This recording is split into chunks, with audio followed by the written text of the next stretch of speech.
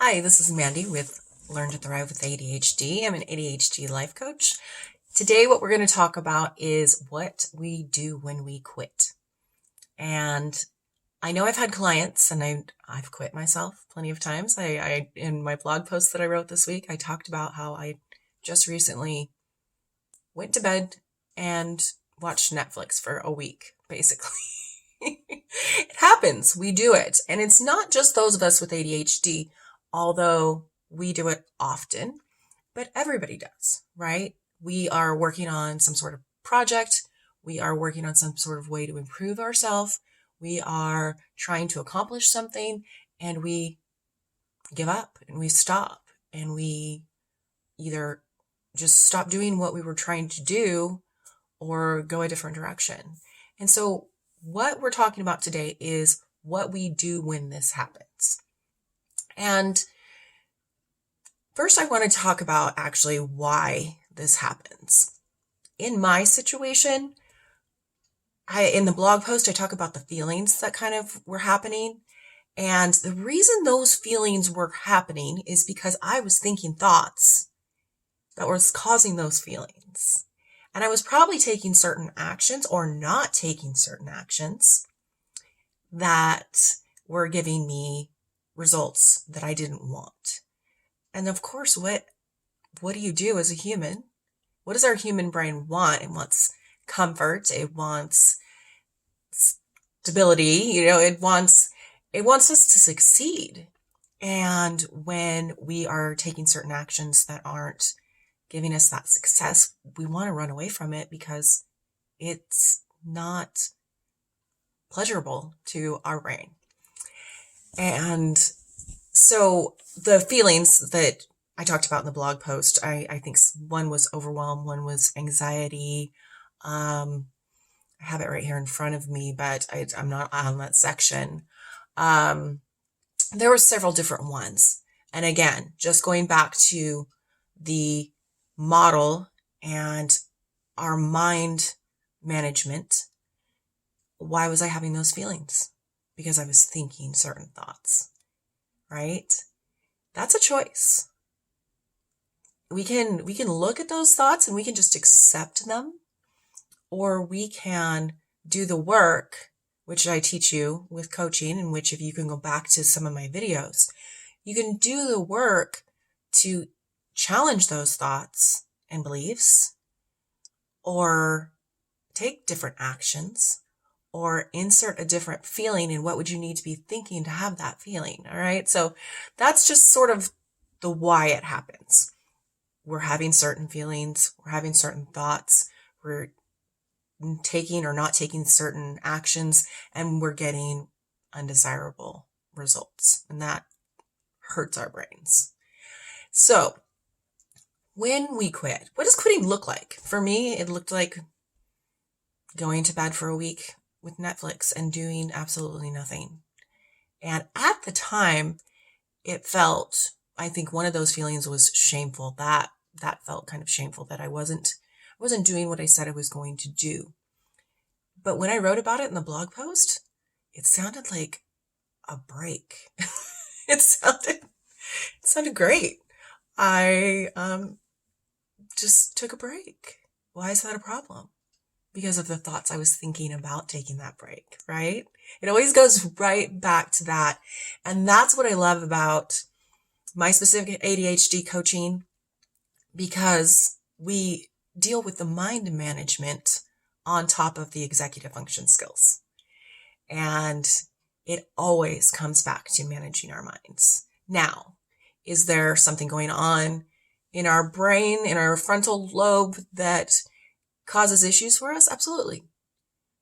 But your thinking around that is going to determine your success or your failure. And I talk a lot about failure in the blog post too. So for example, I'm talking about quitting because I went to bed with Netflix for a week. But did I quit? Or am I here right now making a video? So did I fail? No, I stopped. It's like I bent down to tie my shoe before continuing my walk, right? But some people, I guess where I'm going with this is I don't consider failure unless you quit and never get up again, unless you fall down and don't get up. So that's something to think about too. How do you frame failure? And another thing I like to discuss with failure is it failure if you learn from it? I don't think so. And I can't think of a single thing that most people might consider a failure in my life that I didn't learn something from. That thing I call quitting and going to bed with Netflix for a week, I learned a lot from that. I learned things I was thinking and feeling that got me there. And so when things like this happen, when you have this goal you're working on, this is a great thing to talk about this time of year because it is the beginning of the year. We just had New Year's, right? Everybody talks about their New Year's resolutions. And what happens? Most people quit. And so when we do this, what we're going to do first is we're going to assess what happened. And so that's what I did is I really put some thought into it at the end when I was ready to get up again. And I assessed what happened. What was I thinking? What was I feeling? What circumstances contributed to that? I was having some technical difficulties. There was a lot going on. And my kids were starting a new school and it was challenging and that kind of thing. So I assessed the situation. That's what you want to do first. Assess the situation. What happened? Next, decide if you still want it. Maybe you don't, and that's okay. But decide if you still want this thing. If you do, move on to number 3. If you don't beat yourself up and just move on. All right? So number 3, make a new plan. You don't have to have a completely new plan. Maybe you just need to tweak your old plan. Obviously, you had a goal, you made a plan. Something didn't work in the plan, or you would have kept going, right? So look at that. What needs to happen differently? What went well? And then you need to get going again. And with this, I want to talk about motivation. You cannot wait for motivation to get going. Motivation, I posted on, or I think I'm going to post on Instagram this week. Motivation is going to show up late. You got to start without her. So we do that so much. We talk about that so much with ADHD is that motivation. It's not going to be there in the beginning necessarily. It's going to show up later. So get going again. You just have to get going. If you just give yourself a minimum time, maybe it's 5 minutes, maybe it's 10 minutes that you're going to work toward this goal that you have. All right. And I think that was in looking at my blog post here on my things. And I've worked on this with my clients. It works quite well. So we talked about get going again. Absolutely. Last one, celebrate. We always want to think about what we didn't do. We never want to give us credit. I'm not even going to edit this, but we don't want to give ourselves credit for what we did do. You have to celebrate. You have to give yourself credit. You have to give yourself a high five. Mel Robbins just came out with a great book about that.